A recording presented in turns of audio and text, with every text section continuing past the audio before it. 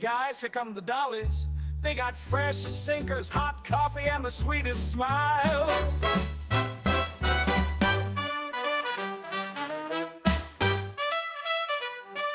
Welcome back to the Clubmobile, everybody. We're so happy to have you. Hi, everyone. Welcome back. Joining us today, I feel so excited to say this. I've been so excited to say it all day. The one and only, the man, the myth, the legend, Mr. Freddie Joe Farnsworth is hanging out with us today. Yeah, legend in my own mind. Thank you so much for coming to hang out with us. Seriously. Yes, ma'am. It's my pleasure. I've been looking forward to it for like 2 months now. I know. We've been very busy. I wouldn't say behind, but we've been very busy and trying to find a date October that became works for kind all of us. a bit of a slog because we just had so much going on that we actually blacked out a couple of Yeah. weekends where we just couldn't even Yeah, do anything. But yeah, you got to do that. So just got back from Fredericksburg, which was amazing. Oh, yeah. yes, How was that? It was saw some awesome. pictures of that. It looked Yeah. like a great time. It was probably, I do a lot of those events, and that was probably one of the best I've ever been on. Really? Fredericksburg is Yeah. phenomenal. The museum, the staff that work in the museum, and this one was a little different when we did the symposium in New Orleans for Band of Brothers. Mm-hmm. It was almost like they pushed all the fans, try to keep them away from all the actors and us. Fredericksburg was they were like there wasn't as many. I mean, there wasn't 1,000 people there or whatever. Right. But there's 150, 125, 150 people that paid decent money to come see us, and they encouraged us to go intermingle with them, and I really enjoyed it. So That's yeah, it was really awesome. cool. Yeah, I really like that. and I was with Scott Gibson and Josh Baton and Jacob Pitts, and Jacob Still don't the really best necessarily days. like everybody around, but everybody else. And I kept getting Jacob because all the tourists would come by and he'd like be sitting, fixing to go into a restaurant or something, sitting there, and I'd go, "Hey, aren't you from that Euro Trip movie?" And he'd be like, "Oh no, stop doing that." It took That's me sick, but I love it. so long, and then finally I'm like, I remember watching the Pacific and I'm like, Jacob Pitts, why does that name sound so familiar? And it took me a Euro while, and then I put it together and I said, holy shit. It's him. Holy shit, that's I the haven't kid seen from it. Eurotrip. You haven't seen it. No, I've never seen it. What am I missing? Mm. Oh, it's just Missing a Jacob good Pitts before time. the Pacific. He was telling stories about like when him and Josh were going through France, and like young people would just stop going, "Oh my God, the Euro Trip guy! Oh, Euro Trip!" It's so much. You He can goes never everywhere. escape it. Yeah, Oh yeah, my and he lives in goodness. Prague, so he gets it a lot from tourists. Does he live in Prague now? Yeah, half the year, and he has. I think he has a place in New York, but his mom lives in Dallas, so he tries to come into Texas. Oh my But goodness. yeah, his wife Everywhere there. is they got married in Prague, and that's where they live. So she's Oh, Scandinavian, I believe. So oh, nice. yeah, Nice. he gets to That's split. lovely, yeah. Prague is one of the prettiest cities in Europe, anyway. So Yeah, it's beautiful. It's yeah, always been on my list of yeah. places to When go. you So read history, it was really only bombed once. yeah. And excuse me if I can't remember the name, but the general was assassinated there. And they came in and killed 2,000 local people and stuff. But when you go and look at Prague is how it was. All the old buildings and stuff. They didn't have to rebuild them. And Yeah. and I mean, I've read a couple things and stuff that was where Hitler was going to put the capital of the world once he had the world domination. So Belgium, Berlin was going to be the art capital of the world, but the actual governmental capital was going to be in Prague. So he didn't bomb it at all. So Wow. That's insane. I didn't so know you that. go there and all the bridges are like they were back in World War II and stuff. They had bombed. Wow. I didn't know That's that. crazy. And you know what? That's something that I don't think I caught either. I was just at the museum in New Orleans last weekend. And I don't think they mentioned that he had like this protection over Prague like that at all. I mean, you've been to the museum, so you know how it's set up. There's, the Pacific Theater and the European Theater, but I don't remember catching that at all. And I took a solid 2 days to go through the entire museum. Well, you need like 5 days to go to that museum. Oh my God. We I was really there did. for- I don't know how we got through it in 2 days. But Yeah, I was there for 3 Like days, and I nonstop. think I've seen a third of it. it's tremendous. Yeah. It's Well huge. done. Yeah. I would love to start with how you came to have the job that you have as military advisor. What? Did it start with Band of Brothers, or was it like No, something before that? no. My first move, I just got out of the Marines and I went back home to Wyoming. And I like to tell everybody I got in the film business by being drunk. Um, A me lot and of a bunch. people get into the film business by being drunk. No, a lot of Well, people are drunk in the accidental. film business. Yeah, that too. Yeah. They were apparently in the paper. They were looking for former military guys and outdoorsmen to work on with the military on Starship Troopers. And I'd only been out of the Marines about a year, and I'm the baddest son of a bitch ever walked the face of the earth. And yeah, sure. I went through the audition process, and then my last audition, which it was funny. I worked for a propane company, and I had my propane company. I had a shirt on, had a truck parked outside, shirt with my name on it, cowboy hat, Wranglers, and boots. And I walked in. There was like 50 people, female and male, for the final cut. And the first thing I said is, "What the hell am I doing here?" They're all in doing pull-ups and push-ups, and the girls had stuff, and it was a little bit. I was whatever, and I went kind of hid in the back. But then that's when Captain Dye walked in with the casting director, and I was like, I had just seen Outbreak, so I was like, well, through all this crap, at least I got to see a movie star. Yeah. And I was just sitting there, and he hit a note, and he just said, "We're going to go in this room. I'm going to ask you questions. First of all, you're going to report to me." And it was all military. I didn't know anything about Dale Dye at the time, and I didn't know he was a Marine, but he sounded like a Marine, and I was like, "Oh well." I was like, everybody went in there. I was like, a couple hours later, and I was just like, "Oh, they're ever going to call my name? I want to get out of here. I've been working all day." And Yeah, I've had it was enough. it was in like 1st of April. It was like 20 degrees outside and snow everywhere. I'm like, I want to get out of here and go home. And when you got that many people and they spending 10, 15 minutes a person, it's like, oh. Yeah. And I was Hours. almost the last person to be there. And he called me, and I just went in there and freaking popped attention. And Sergeant Farnsworth reporting his order, and he just looked up and goes, "Are you a Marine?" I said, "Yes, sir." He goes, "Where do you serve?" I said, "Suicide Charlie, 1st Battalion, 7th Marines." And he goes, "Oh, I hate the 7th Marines." I go, "You're just jealous because we have 2 guidons." And he like turned about face, and I whipped one of those out as best I could in cowboy boots, and he goes, "Drop down and give me 25." And I was like, "Okay." In So, cowboy boots? oh yeah. So I Oh did, God. 1 sir, 2 sir, all the way up. I got to like 8, and he goes, "Get up." I jumped up. I didn't move. I stayed up with my back towards him, which you're supposed to do in the Marines unless you're told to move. Yeah. And he said, "About face." I whipped one out, and then he just said, "Get the fuck out of here. You're wasting my time." And I was like, "What?" I was Like, literally all in right there for then. like 60 seconds maybe. And I walked out, and all these pretty boys and muscle girls and boys were just like, and I was like, whatever. And he just basically said, "Everybody can go. This is who I pick." And then he goes, "Freddie Joe, stay." And he asked me who I was. He said, "We need your help with everything." And I just kind of helped him with like the squad leader and stuff through the first boot camp. And halfway through it, I was only going to do the Wyoming and South Dakota stuff. But about halfway through it, he goes, "Hey, I just got a John Milius movie with about the Volunteer Cavalry for Rough Riders go to Cuba." And I'm really not a horse guy. And he knew I grew up in Wyoming and rodeoed and horses pretty much my whole, well, not around horses.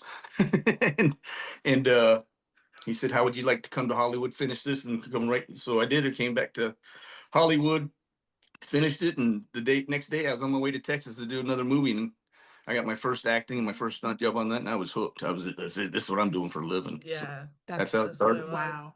Yeah, and I just used the military. The good thing about I wanted to be a stuntman so bad. That was it. Even when I was a kid, I was going to be a stuntman, and being a Marine, I was always a little bit crazy, but it's just I kind of used my horse skills. I'd go and ride horses when I knew a movie was coming, and I met the guy who did it. His name Jack Lilly. He just passed away like 6 months ago. God rest his soul. But he was like the biggest in the film business, and I was good friends with his son, who was a stuntman. Clint Lilly, everybody calls him Berkey, and Berkey would call me, said, Dad's got a Western coming up. So I'd go to his house and I would just ride all the horses for free. And I'd go down with the rearing horses and the fall horses and just for free, just to get the horses legged up ready for the show. And then the stunt coordinators and stuff were able to say, "Oh God, that guy, why don't you come work for me, kid?" And or I'd ride for them. And then I'd use the military. You get so close with the stunt coordinators because you're out there training. You have to train the stunt guys as well. And then, oh, you're a stunt guy? Hey man, why don't you come and do a couple stunts for me? I'm like, heck yeah, let's do it. And that's how I kind of built my resume through the years. And yeah, it's kind of cool because I bounce back and forth. I'll do a military show, and then I'll coordinate a movie, and I'll do another military show. So I get to bounce around. I don't get bored or whatever. That's so cool. Yeah. And the film business is crazy, which if you think about it, you'll know just being fans of film, it's a big wave. It's like Westerns will be huge. Like right now, Westerns are huge. Everybody's got a ranch movie and everybody's got, do all the. Everybody's got a farm or something. Yeah, or the country music, oil field workers and all that stuff. Yeah. And then when that gets to where it's oversaturated, which is getting very close, then all of a sudden the war films start coming back. So I kind of got lucky. All the peaks throughout my career have been the two things I'm best at. So it's kind of, and then when I started doubling Max Martini, then I got to be a little more versatile, the car stuff and the kill yourself stuff. Do you have a favorite between like the Westerns or the war films? What do you prefer doing? Well, that's a really good question. If you get on a good Western film set and you have good people, there's nothing, because a lot of the crew are people like you that have been around the horses a lot, so they're petrified, so they're like really paying attention to you. They're like, oh my God, I don't want this horse, and the unfortunate thing about that is at first they're all just like standing off with their carts and stuff, and they're going all the way around the long way because they don't want to scare the horses or scared of the horses. And then about a month into it, because we all got such good control of them, they and then it's a walking up, and then the horses kicking their cars out. It's like, hey, you got to tell me you're coming. There's horses that have the same mentality as a 3-year-old child. So, and they get preyed on in the wild. That's why their eyes are a little bit in the back of their head, a little bit more. So, and they have blind spots. So if you get in that blind spot, no matter how trained they are, they're going to let you know it really quick. Right. But that's the hardest thing about doing Western. But, then you do something like Band of Brothers, and it's just like, and the Pacific is just one of the best times of your life. You get, because when I do the military stuff, I get really close with all the background and all the actors. In fact, still to this day, the background guys from Australia will come over, hey, I'm in LA, Gunny, come see me, or actors, actor will have a problem, then we all kind of just call and start talking to each other, or someone's parent, family member will die.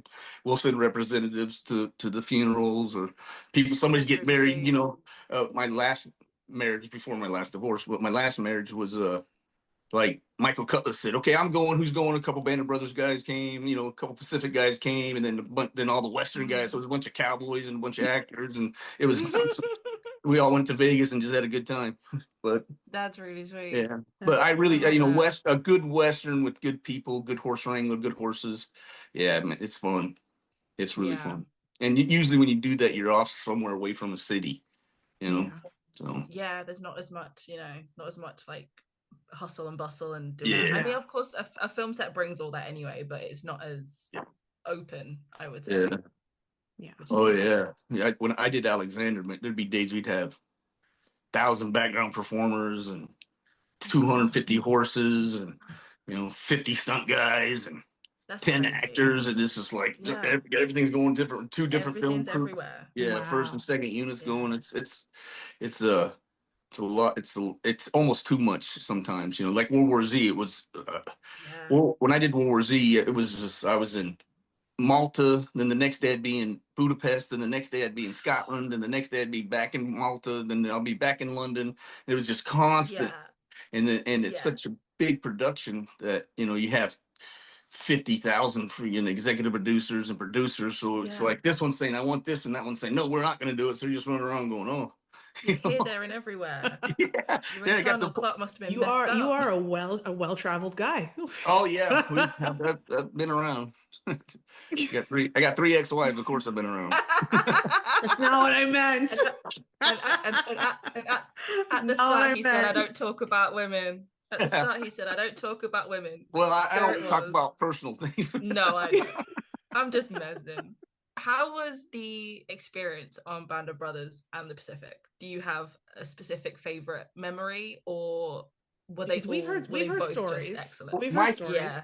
Well, my favorite memory, and Matty-O doesn't talk about it, was me and Billy Budd, who's a British Royal Marine, great big guy. And this was Billy Budd and Freddie Joe, and we had there's a couple. The show was so long. We had some new production assistants, young kids running around trying to stuff, and they had to learn real quickly that the actors would just look at them and go, yeah, whatever. Freddie Joe Yeah. or Billy Budd will tell us where to go. We don't even listen to you. And we had a new one. They're just trying so eager. They don't want to make a mistake. And Matty-O was in a fighting position. And me and the production assistant was up there because the actors had taken a break and went into a foxhole, as they call them in the Army. And he was sitting there, and he's a shit talker, all 5'1" of him is a shit talker. And he was talking shit to me and Billy Budd. And Billy Budd, he was a big 240-pound man. And I was, Yeah. I was ripped. I was shredded back then. I was just like, we're standing up there talking shit back. And then finally Billy said, you're lucky I don't jump in there and slap the shit out of you or something. And Jimmy said, no, you're lucky you don't try it. And me and Billy Budd at the same time dove in there, and we beat the living day. I mean, we're just slapping him real hard, like really giving him the business. And He's only little. yeah, but I tell you what, he It's- handled it. That's one thing I love about him. He was like, let's go. He's wrestling with us, and we were just giving him rib shots, trying to stay away from his face. And that PA literally, to use a cuss word, shit himself, like completely freaked out, was on the radio. All of a sudden, ADs, everybody come flying over. These two guys are beating up an actor and It's just harmless. freaking out. And all the ADs came over and that had been there. They're like, oh, guys, just Freddie Joe and Billy giving them business to an actor talking shit It's for all days. fine. But he It's took it. fine. That to me was one of my favorite parts. And another one was after training, HBO threw a big party for all the special ability extras and the actors. And both the German and the US, because they both went through boot camps. And I just knew all the actors by their characters, and Liebgott was sitting there talking, and he was talking with the Cockney accent. And I was like, and I was in London, had a cowboy hat on and stuff, and I'm sitting there staring at him, and we all had a couple toddies, and I'm like, you sound like shit. Once you stop, making the British people, yeah, you're making fun of the British with that crappy accent. And he's like looking at me like, what? But Winters comes over and he's talking with the Cockney accent. I'm like, what the fuck's going on here? I'm about to slap the shit out of all you guys right now. Wait a minute, you're all pretending. Nope. But No. that's how good their accents were. I was giving them shit for making fun of the English accent. Oh my god. It's like when Christian Bale did American Psycho and he came to the press tour and he started talking in his regular accent because he's from Wales originally. Yeah. And the whole cast and crew that were there at this press junket were like, why are you talking like that? And he said, no, this is my accent. I put on an American accent for the movie. I'm actually British. And they all thought he was bullshitting. They all thought he was just taking the piss out of everyone. No, he's just British and has a really good, it's just British. accent. Yeah, and then we had the Pacific. I had every time I got to mess with Scott Gibson, I loved, because we've heard about this. We heard about this. And we heard about the bitch tent. Yeah. I should have made T-shirts. That's gone around the world. Please, we would wear it. I probably should have. And then, but he was just so Canadian, and and just by the original training, we weren't really allowed hands-on with. We were there, and he seen us getting busy with all the other guys, giving them shit. Yeah. And so he was just, even the first day his first day on camera, he was still just kind of, it's a big thing for him, and we've been filming a while, a long time, and then all of a sudden he's here and he's just got the camera and everything's on him. And I come walking up to him, and I'm just staring at him, and I got my hands behind my back, and I'm like, and he's like, Gunny? I'm like, I go, what is that on your chest? And he goes, my 45. And I just reached up, I grabbed it and pulled it out, and he's like, I have to have it for the scene. I said, no, you don't. And I pulled out of my back pocket a real 45 and I stuck it in there. And I just go, I'll make you famous, bitch. And walked away from it. And then when he watched it, he watched the playbacks. He was like, oh my God, I can totally tell it's a real pistol. I'm like, Yeah. they're so close on you. In fact, I think I still have that pistol. I'm telling you, the 45, the rubber one. Yeah. Because I was like, nope, never again. You're gonna wear the real one. Because Yeah. it adds But like an extra his, weight to I it. could, and it just, you can tell the metal's worn and it's got a shine to it. The Yeah. rubber's rubber, it's black. That's really cool. And but you can see his heart beating through his chest when I was just sitting there staring at him like a foot away from his face, like, what are you doing? And he's like, oh, what am I doing? He told us about the really emotional moment where Yes. after Oh boot camp, God. you shook his hand and he was kind of teary, he was crying a little bit, and you addressed him by the rank of what he was playing and portraying. Yeah, captain. And then afterwards he said that you grabbed him again and went, so you crying, little bitch. Yeah. I seen you tear up, bitch. There it is. Yeah. Yeah, I didn't shake his hand. I saluted him. Yes. Yeah, and that's when he was like, because before that I have some non-politically correct stuff. I do it, but he was Lieutenant Dick Licker before that, and then he became Captain. We heard that Haldane. too. We heard about that as well, and we're keeping that in his episode because we didn't edit that out the whole entire time. No, he was like, "I'm so sorry. Am I allowed to say this? Am I allowed to?" But it's fine. Don't worry. Completely fine. We're online. Somehow anything we've done with the guys from the Pacific has ended up marked as explicit. Gee, I wonder why. Yeah. When we had an episode with Josh Baton, every comma was fuck. No, he didn't breathe. He would just say fuck, fucking fuck. Yeah. Well, he was one of the main guys that trained him was Robert Garcia. He was one of my friends I brought on, and Purple Heart recipient in Iraq, and his English is not great. Even I've known him like almost 20 years now, and I can't. Sometimes I'm like, what the hell are you saying, dude? You got to slow down your talk. And then if he doesn't really understand what he's saying, because his family comes from Mexico. I think he got his green card right after his Purple Heart. But he or a citizenship, not his green card. He got his full citizenship, and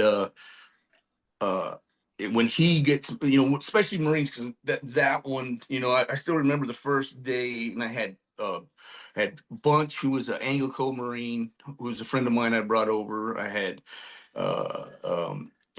me, of course. We had Garcia, and then my best friend Bruce Whitfield, who I had spent like 8 of the 10 years I was in the Marines. We were in the same duty stations, seen the birth of his kids and everything. We were really close. And he came over. He was actually in the Marines at the time, so we got him some special leave to come over and help us out with all the training, because he was a mortarman his whole life. So all those good mortar scenes, he's the one who trained those guys. But like when Garcia would talk, he'd always lean back and pinch his head, and he'd be like, "Come here, you fuck, get the fuck over here, fucking the fuck." And I used to tell him, man, you gotta say something other than the F-bombs, and need to slow down so they can understand you. Because like in the Marines, when you're training someone, especially like me, I was and Bruce, we were both at Marine combat training, and the point is to teach combat skills. And the hardest part of combat is stress. That's the hardest thing in combat. So what we do is, as troop handlers, we would put the private under as much stress as we possibly can, using our voice, that real loud, screaming, yelling, and running them up the hills, and just constantly running them push-ups and everything. And then we go, okay, here we're going to teach you the Mark 19, how to take it apart, how to put it together, all the nomenclature, and under stress, they're doing that. And so while they're being taught, it's quiet. So it's just the instructor up there teaching. But as soon as they're done, it's like, you guys are fucking off in class. Get up, my motherfucker, now. Go. It's like, and then when they get done, then they get tested. So they're under stress constantly. So I call it the subconscious theory. I tell everybody, because, when you're when there's explosions and gunfire and everything for real, you could even almost forget your name. Because your brain switches to what I call subconscious theory. It switches back to everything that you naturally do. So that's why we train them under that natural stress as best we can. We got, we can't shoot real bullets at privates or recruits or anything, but so when we talk, so when you're stressing them, there's no answer. You don't want them to get the right answer. So you talk really fast, a lot of cuss words, and you're screaming at them, and you're basically saying, jump in the air and jump in the air and be on the ground at the same time. And so there's no right answer. And they're just like, all right, go, and that's why Marines don't say this. When Captain Dice said do 25 push-ups, I was confused because I never say drop and give me 20. That's an Army thing. So it's Marines. It's just you drop until I get sick of looking at you. That's, and the reason that I always did that was because I could have somebody like Matteo could do 100 push-ups and sit there laughing and smiling. And then I could have somebody like Richard Speight doing 10 going, oh, I'm going to die. So at least I want to take Matteo until he's that guy going, oh, I'm going to die. Yeah, and it would take him at least 300. Yeah, and that's what we, and that's a Band of Brothers in Pacific. The reason why we did what we did was, it's like in the military, like in just say Marine boot camp, it's the first phase is just death. And towards the end of the phase they have what's called hell weeks and stuff where it's just there's definitely nothing you can do right. And then what that has done is with the actors, the first we don't have 3 months to train them, so we have sometimes 10 days or 2 weeks, and so the first 3 days is just no sleep, nothing. So that brain that they used to have shuts off. And now they're just, okay, now I'm going to teach you this and teach you that. And, and they're constantly on them, how they're carrying their weapons, how they use their weapons. Because when, I've done where I didn't get a chance to train actors. And one of the hardest part is, how, they always got to have something to do with their hands.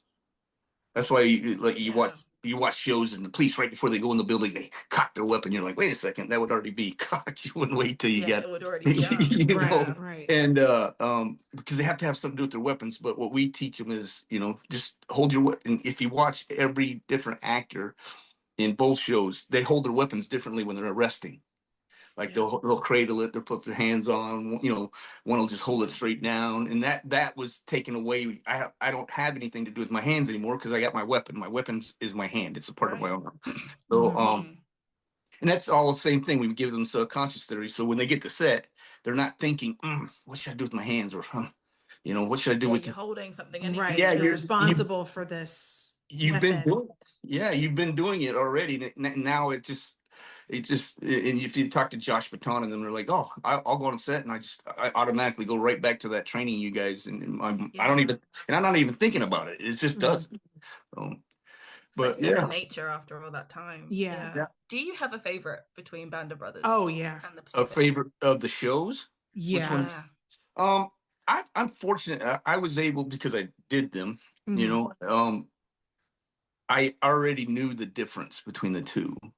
And, I put Band of Brothers as like a action romance film. It's you meet the characters in the first act and you follow the characters all the way to the 10th act. The same characters are not necessarily focused on them. It's about a company.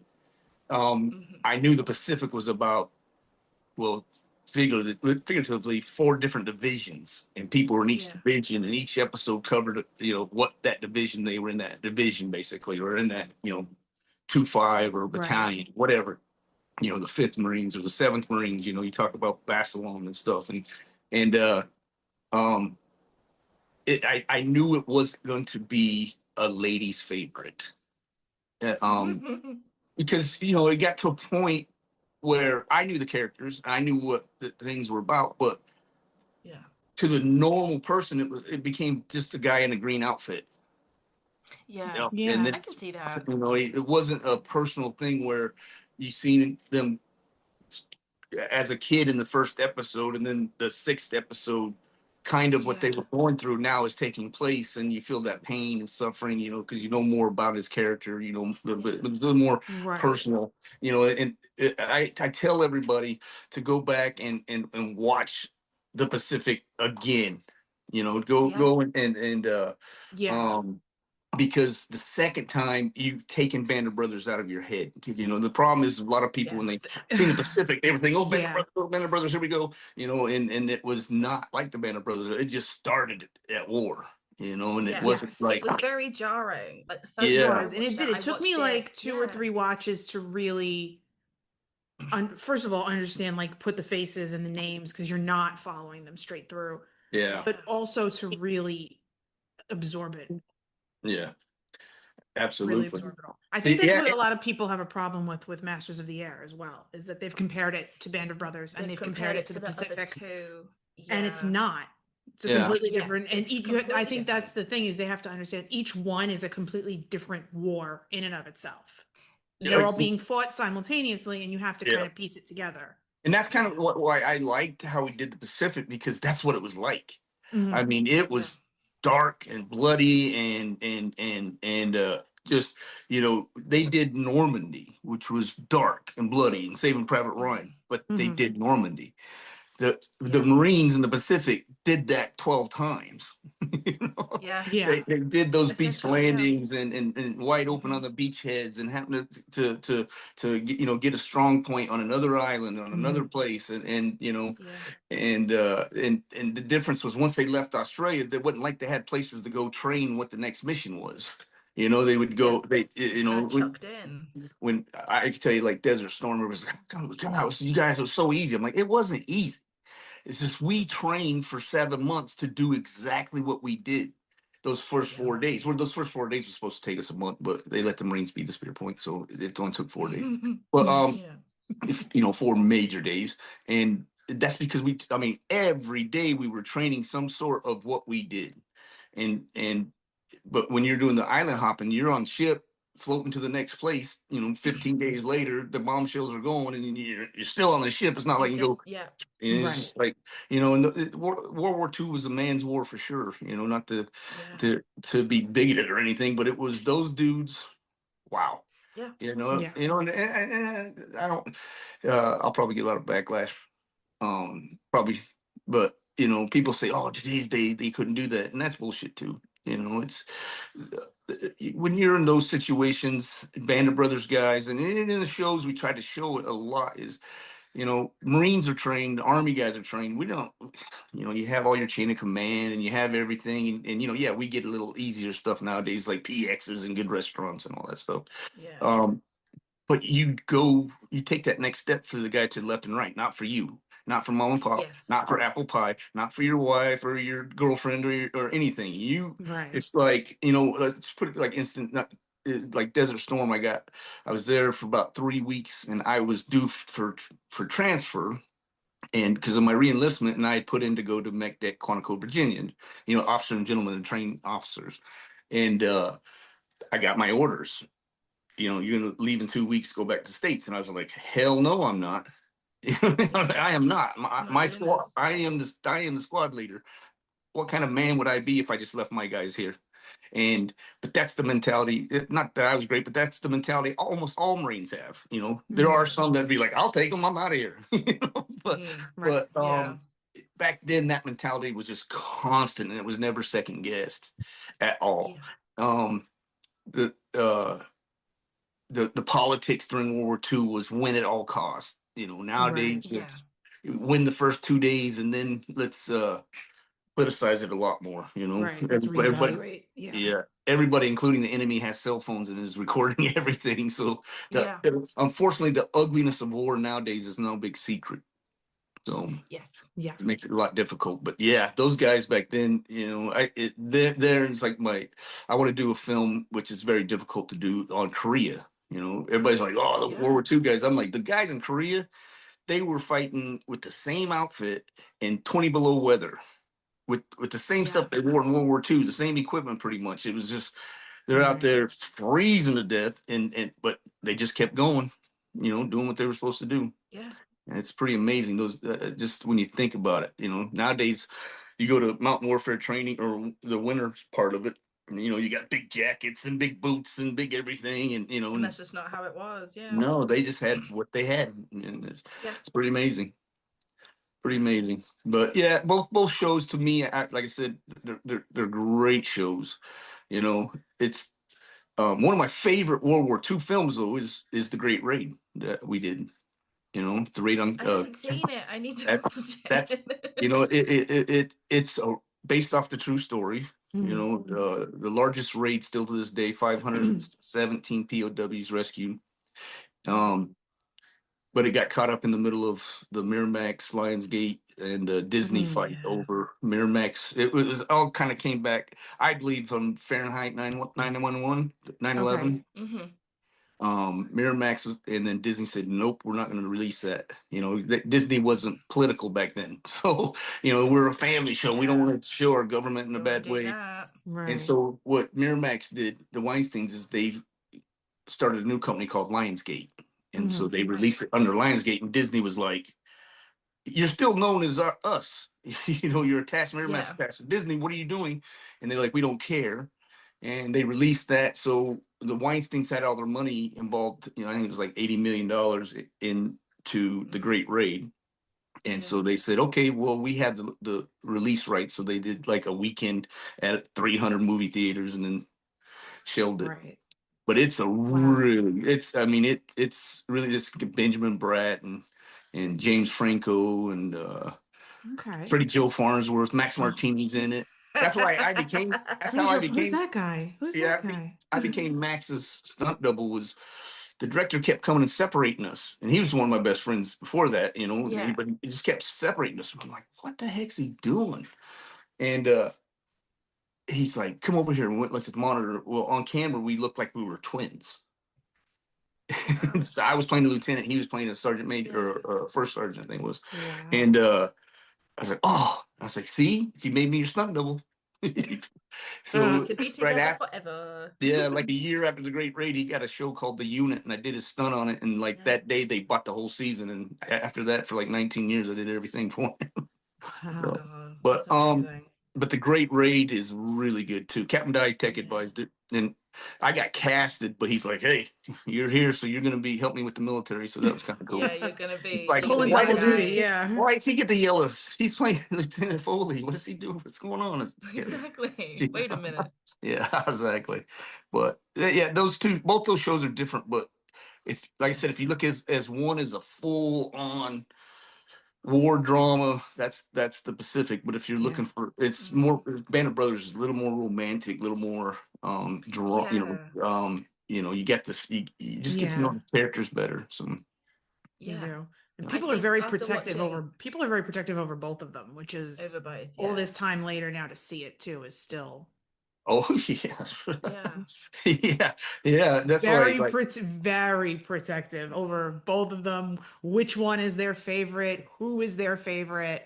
Right. Yeah, and their characters too. I've had I've had spouts with a couple on both sides. And I'll be doing a Facebook Live or a podcast, and they'll always ask me, hey, if you're gonna fight, who would you fight? And I know what they're doing. And I'm not gonna do it anymore because I've been talked to about doing one of his movies, but I'll just be like, Tom Cruise. Because I know what they're trying to get me to say something bad. And then when we're done, I'm always like, I can't, because there's a lot of people out there that's their favorite character. Then I become the asshole, and I don't want to be the asshole. Yeah, you don't want to do that. Yeah, that's fair. Yeah, I'd really like to. I'd like to beat them all up, actually, but. After watching the Pacific, it's kind of become my favorite a little more. I still love Band so much, but after watching, because I watched the Pacific directly after I watched Band of Brothers for the first time, so I was like everyone else expecting the very same thing and like the very same sort of rhythm and the same sort of romance as well, and you're chucked straight in. And I found it was a lot more gory, but not that I enjoy that aspect, but I kind of respected it a little more for being a little more true to what was happening. Yeah, well, I mean, the Band of Brothers was pretty true. I mean, it's you can never do it as true. It'd be the longest, most boringest show ever. But that's why in the Pacific way, Scott's character, Haldane, and John Sayda's Basilon, why they're such beloved characters, even though they may not have been in the show as much as a lot of other characters. but you got to know them. You know, they told the story about Basilan melting himself and knocking down walls of Japanese just so he could shoot more Japanese, and how his men loved him so much. You got those, you know, that was kind of, that had the little Band of Brothers feel to it, because then when they died, it was so dramatic. It was like, what? You know what? He was my favorite. You know, you know, Yes. but that's why those two characters are, you know, I feel are in the Pacific are two of the fan favorite characters in it. You know. Yes. Yeah. Yeah. Yeah, I will And say Ben- I'm a band. I love them both, but I'm a band girl, but more for a sentimental reason that was the one that my Yeah. dad and I first watched together. Oh, And that was kind of what, like, I would always kind of hover by the TV. He'd have on like Patton or The Longest Day, and my mother would be like, "Turn it off. You're watching Patton again." You're But I'd scaring kind of the hover and children. be like, "Oh, you know what's going on?" And then Band came out, and it was right after 9/11, and he had been down at Ground Zero for like a week, pulling people out because he's law enforcement. So he was down there pulling people out, and then we like sat down to watch it together, and it's just, to me, that's the one that I was like, "Yep, this is," took off and ran with it. And then he gave me his copy of the book, and I was like, well, I, protected at all costs. But I remember watching the Pacific After, and I was like, Dad, I don't really know what to make of it at first. And he's like, well, you have to remember, and this is what he drills into me. He's like, you have to remember that in Europe, they had like bombed out homes. At least they could have like some form of shelter. They'd have a roof over their head. He's like, in the jungle, you had nothing but trees and leaves, and you were completely fucking exposed. Yep. Rained out, Completely rained exposed. on. So when I watched it a second time, I remember being like, wow, okay, I get it. Now I get it. Yeah, I mean, That's what I did. It was an uglier war. Mhm. Much uglier. It was I an would say uglier war. the worst of the lot, I would say. Yes, absolutely. Because then if you compare it to the Air Force, they had beds. Like, They out of had a all of whole them, bed, they they had a probably roof. had it. They had beds, they had a roof, they had a club, right? Like, so you really put it into perspective. The Marines in the Pacific had it the worst out of all three. Yeah. Yeah. I mean, it showed it too, like when they got on the ship after Guadalcanal, you know, in that St. batons in there, and you just seen them looking at the cafeteria, and they're just like, you know what? Why you? Yeah. You know, these, and the sailors just staring like, whoa, like, wait you a know, minute. you guys were the ones in there. Oh my God, you know, and you kind of seen the difference there, you know, and then you watch Band of Brothers, and they're all hanging out in a pub. Right. Yeah, Sitting they've on, got like little bits in between. got women in the town sitting on their laps, and yeah, and then you watch the Pacific, and the Japanese are jumping off the cliffs. You know? Yeah. It's crazy. different, but you know, they're both, you know, Captain Dye said something in Fredericksburg that really hit a mark to me. He said, on my epitaph, on my on my stone, I wanted to say, I really showed the people what it was like.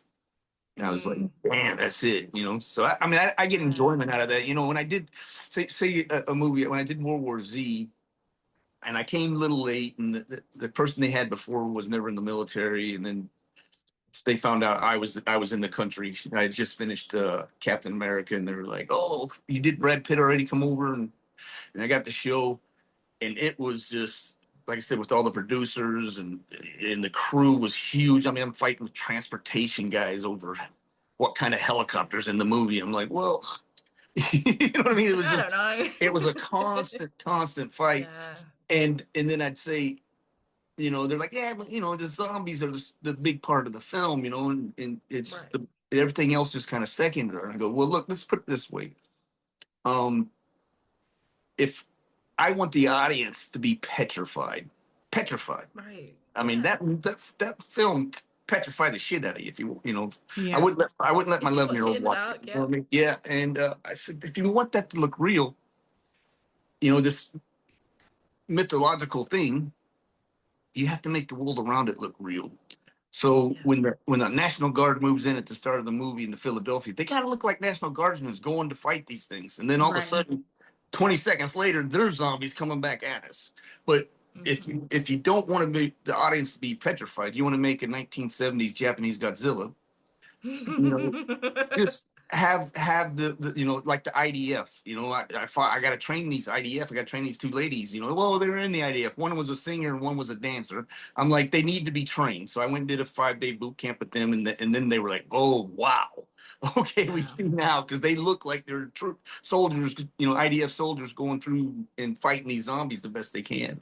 And they and that was it. If you want them to be scared, make the IDF look real, make the National Guard Yeah. look real. And these things are so horrific. They're tearing through these people, us know as warriors, they're tearing through them like they're nothing. So what's the guy on the street corner gonna do? You know what I mean? So Yeah. and so finally they pretty much, you know, after, especially after Malta, after we did the IDF stuff, they were just like, okay, whatever you need, because we filmed that first. Fortunately, they're like, Yeah. whatever you need. You know, I had a guy playing this SEAL. I trained him for like 2 weeks straight. You know, unfortunately, most of his part got kicked out because he decided to go a different direction in the whole film later. But I mean, he was badass. Matthew Fox, he was badass by the time I got done. Every day for 2 weeks, I was training on him. You know, I went up and trained with trained the National Guard troops up in Scotland for the Philadelphia stuff, and then you know, I sent Billy Budd out to Hungary for like 2 weeks, and then I got out there and I filmed to film all the old people, which we ended up cutting that whole scene out of the movie and completely redoing the ending of the film. But those dudes, we had like 70-year-old guys fighting and doing formation movements and changing and stuff. But it made the zombies look like, oh shit. You know? Just made them better. So that's just the way it is with me, you know. And I've had shows where I've actually been broke as hell and gone, nope, I'm not doing it. I'm not going to do it. You won't I don't blame you. let me Yeah. change these things. I'm not doing it. Right. And Yeah. I'll go off and do a stunt show or something. Yeah. I'm not, you know, I'm not worried about it. It's got to, you know, you've probably heard some of them, you know, they got to respect the uniform. And I really breed that in with you. As soon as you, as we call the military, don and clear that uniform, you better represent to the best and fullest. And the normal human being doesn't know. So we try to surround them with, you know, I just did a film just came out called Primitive War, and it was Vietnam, and Captain helped the guy write it. So I went out and trained the actors and basically set up almost every shot. But and they're fighting dinosaurs. You know, so Oh wow. yeah, and it's really good. They only spent like $3 million on it, but it's like opened up all worldwide now. It's like it's doing really good. In fact, he's called me a few times. They wanted to do the second one.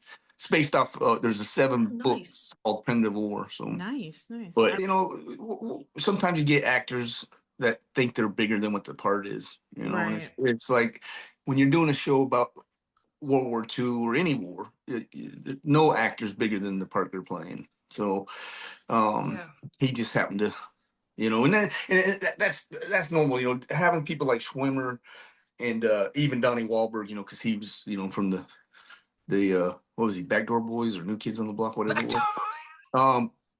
Yeah, with New Kids on the Block, right? Yeah. So that was probably your favorite. Sorry. How did you know? How did you know? How did you know I love going to New Kids concerts? Actually, I do, but you know, so he was pretty well known, you know, and then David was really well known. Oh and, yeah, you Schwimmer know, was definitely well known. And Damian Lewis was known in England, in Europe. Yes, he was very well known. Yeah. Besides that, I call it a group of Law and Order actors. You know, they almost all of them have been an episode of Law and Order, almost everyone. And I said, but that was it. Yeah. Right. You know, and you go to the Pacific. Seda was about the only one that we started that was the real, you know, that was right when Badge is just starting to take off. But Seda, you know, because he was Selena's boyfriend or husband, and you know, had done some show stuff. But wait, that's John Seda? Yes. Oh my God, that just yeah. Wait a second. Yeah. Wow. So the big name was Dino Boy. No, the big name of the show was him. The big name was Spielberg movies and Dino Boy. And I think that kind of it might have went to his head a little bit, you know. That he was the biggest name, really. Yeah, they need me. I don't need them. Oh, yeah. But, no, well. Yeah. God. To each their own. You're all gonna go watch Selena now. Yeah, because it just clicked. I can't watch that movie without getting so inherently angry at the end, but yeah. Yeah, that was a rough one. got to surround yourself by people you trust.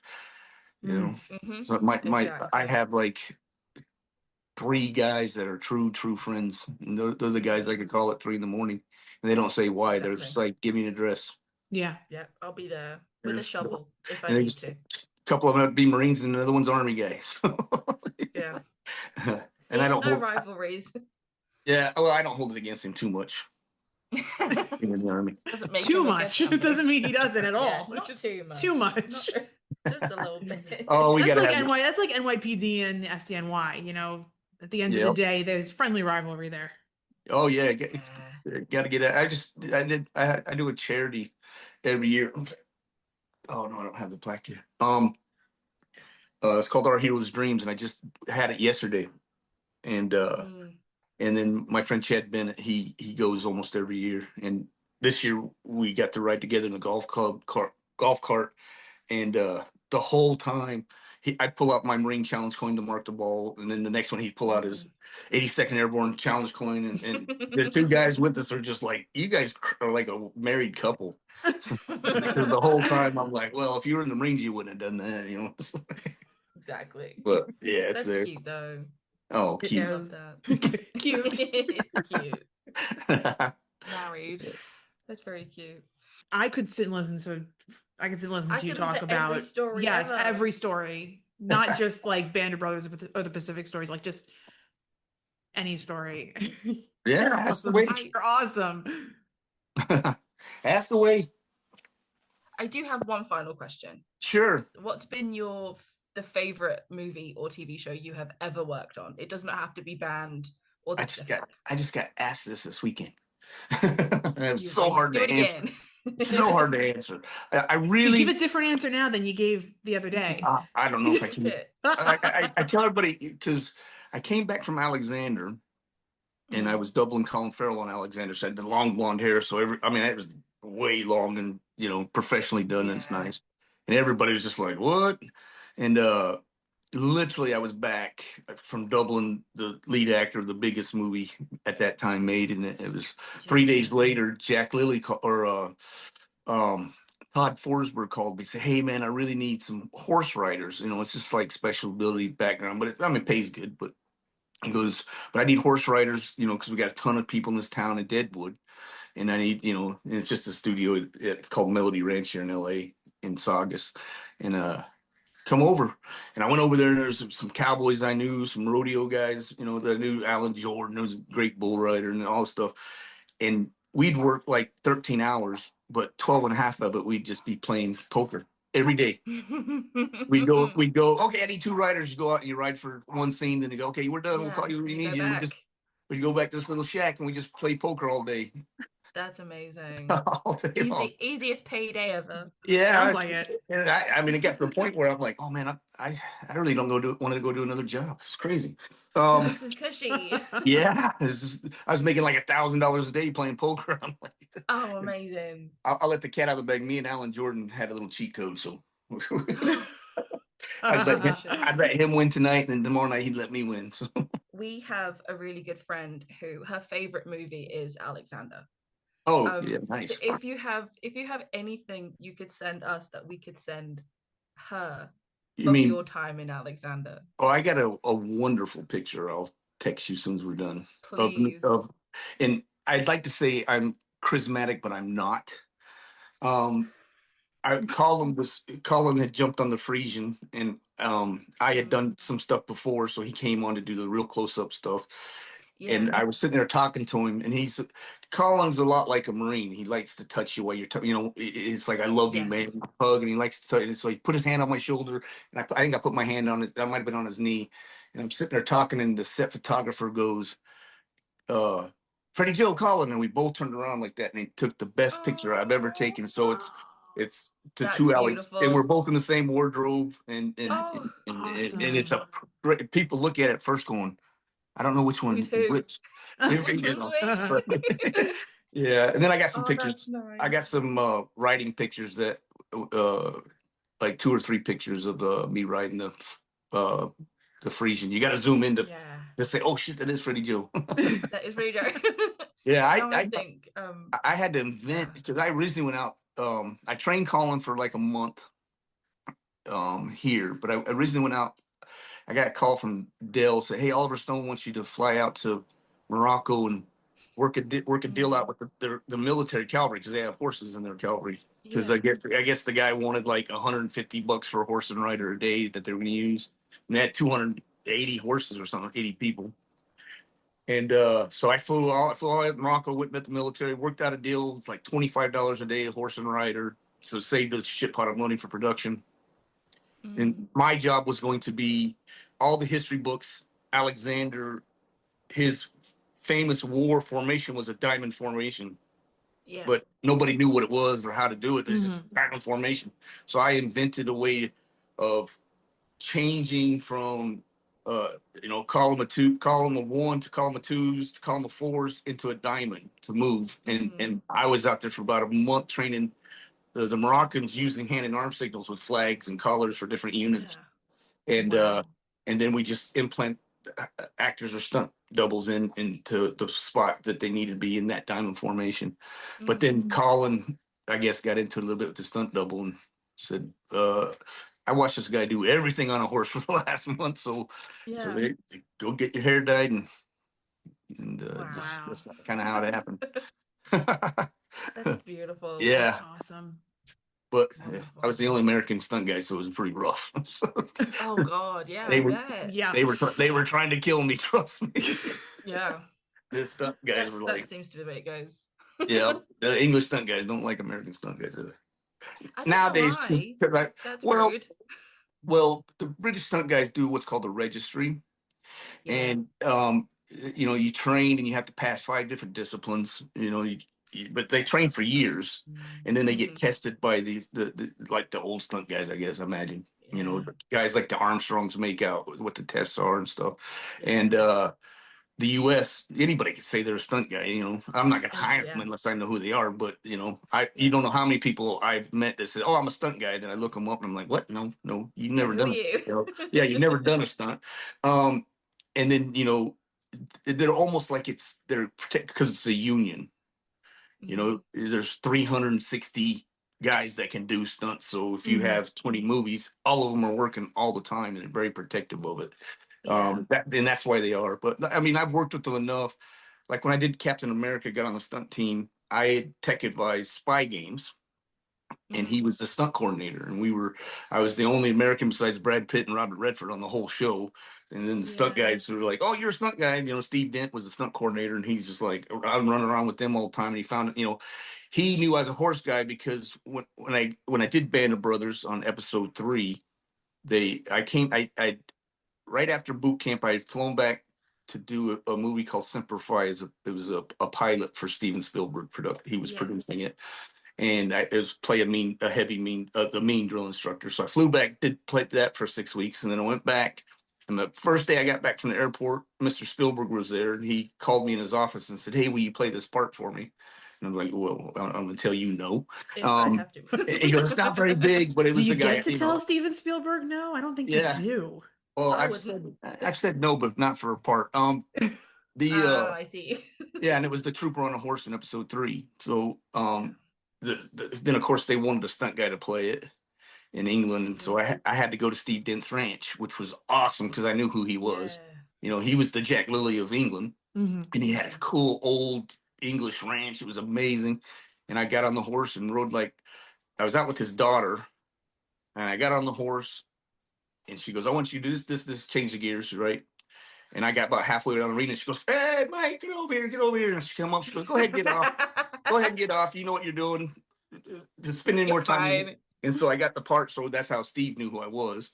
So when I was doing Spy Games, he was really nice. I'd hang out with the stunt guys all the time, And then when I did Captain America, I went over to help train the actors and stuff. And I was just going to be there for 6 weeks. And Steve's like, "Nope, you're on my stunt team.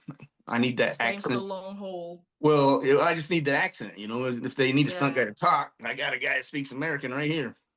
So, and then I met a lot of stunt guys on that, and then just meet them throughout the years, you know, and then Yeah. you know, I had a Right. whole Eastwood, what's his first name? Scott, Anyway, Scott. no, not Clint. Scott. I've you know, met Scott when he was training for bull riding. I'd go up there, Yeah. Troy Brown to his ranch and, Oh, and yeah, training I've seen Scott. that So I met movie. him that, but I didn't. But no, he's a stunt guy.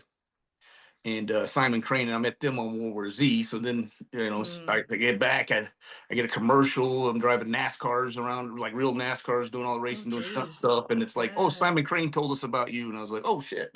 So just kind of all the English guys that I knew that hated me at first are now all like, oh, yeah, Freddie, Yeah. oh, he's there. He'll be Now it's good at that it. guy. Yeah, but I'm not an asshole. You know, they think Americans are all assholes. Exactly.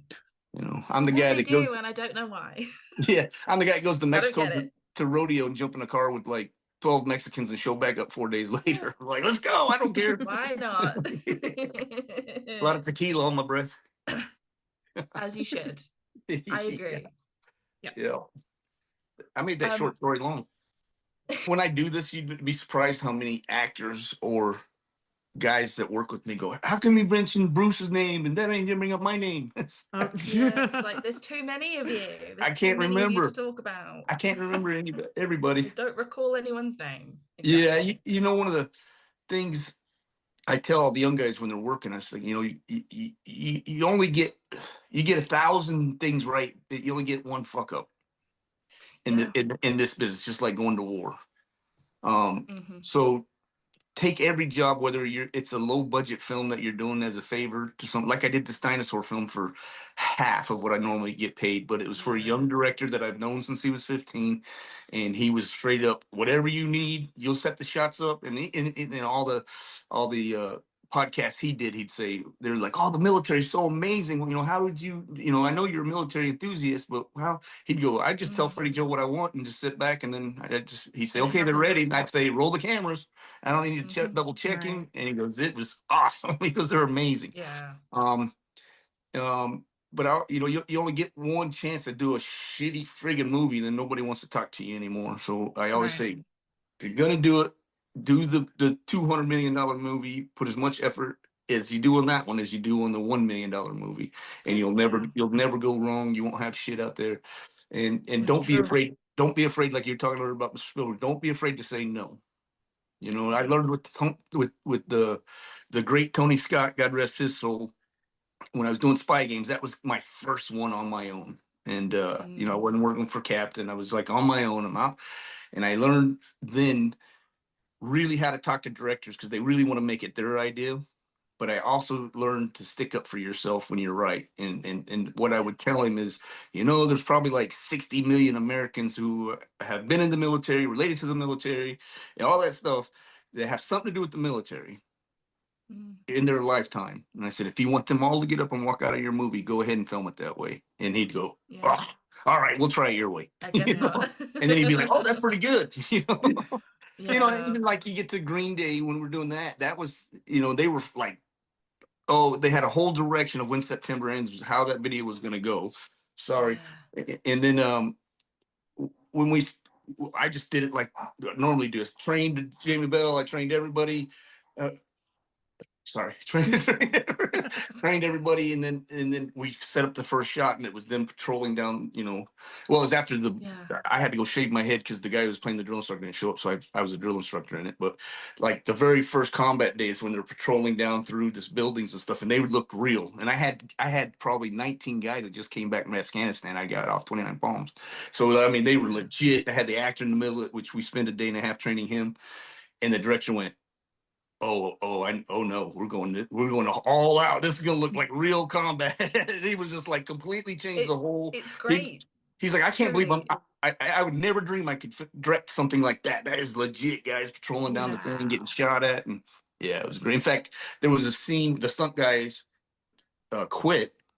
There was a scene where the biggest. I had a thing over my face, but I was on the Humvee shooting the 50 cal when you watch it again, and I had I think anyway, a couple Marines down below, and the stunt guy gets blown up, and one of the Marines just instinctively just like on his hands and knees ran up, grabbed the stunt guy, and dragged him behind the Humvee because we were under fire. Yeah.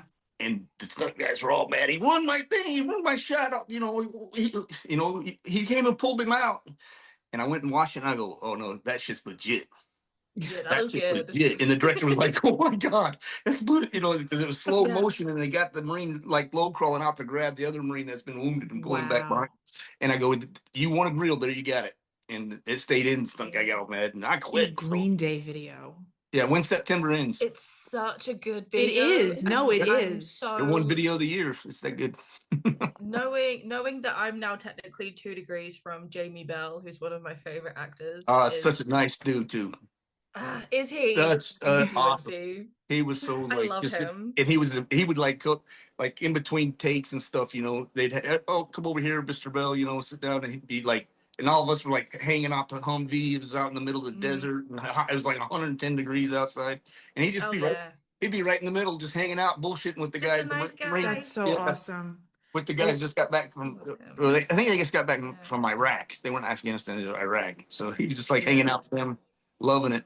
So yeah, That's good guy. really nice. I love when you find Yeah. out your favorites are actually good guys. Most of them Yeah. are, believe it Yeah. or not. Most of them are really nice. Yeah. I tell I'm him, very happy to hear that Jamie Bell's not an Yeah. asshole. all the good actors, the people that you go, oh my god, that guy's amazing and everything. Samuel Jackson, when I trained him on rules of engagement, he was in my team, and I was training him for the nicest guy. I mean, Yeah. they're all, and they just want to soak everything out of you, and it's like I explained in Fredericksburg, we had, I had Bunch, who was Anglico, I had Garcia, who was in LAR's Light Armored Reconnaissance. You had me, Bullet Sponge. You had Bruce Morterman, Bullet Sponge. You had Mark Schuster, who was a reserve officer. You had the Vietnam oldies die in Stokey, but every one of us was different. And if you watch, when we watched the show, everybody actor pulled something out of one of us. Yes. You had Barcelona was like all about Freddie Joe. I'm gonna do everything like Freddie Joe, hardcore. Yeah, no, get up the hill, and then and then you had Scott Gibson pulled a lot from Mike Stokey, more quiet, more talkative, not yelling kind, and it just all of them are, and that's what you want. You want to give them something to pull from you for that Right. realism, for their parts. So, Yeah. but there's another long story. So there's your We'll save it 2.5 for hours. next time. Yes, We'll no, save we it for will. next We will time. do this again. This has been We have to. We Phenomenal. absolutely have to. Absolutely. yes. You just shot to the top of the has been list of so who we fun. want back. Yeah. Ding. Right Now to you the know why I got top. 3 ex-wives. That'll do it. What does Jacqueline always say? That I'm his next wife. She says I'm gonna be his next wife. Freddie Joe's my next husband. My next husband. That's what she says. Freddie Joe's my next husband. Oh yes, she We're always like, says yeah, it. cool. She called me when we were in Fredericksburg. She called me. She was at a wedding. She's like, please tell me you'll never get married again. She goes, No, thank you. She goes, I want to choke everybody. This is horrible. Oh my god. God. So Thank you everyone for joining us. yes, thank We you. had a great and time. I had a great time. I had a blast. Me too. We hope you had fun. We really do. Absolutely. Spending I your did- Saturday afternoon with two chicks. Thank you everybody so much. Thank you. And special thank you, Freddie, for coming and hanging out with us. We appreciate it. My Thank pleasure. you, Freddie. And we'll You're catch welcome. everybody real soon. Bye everyone. Bye.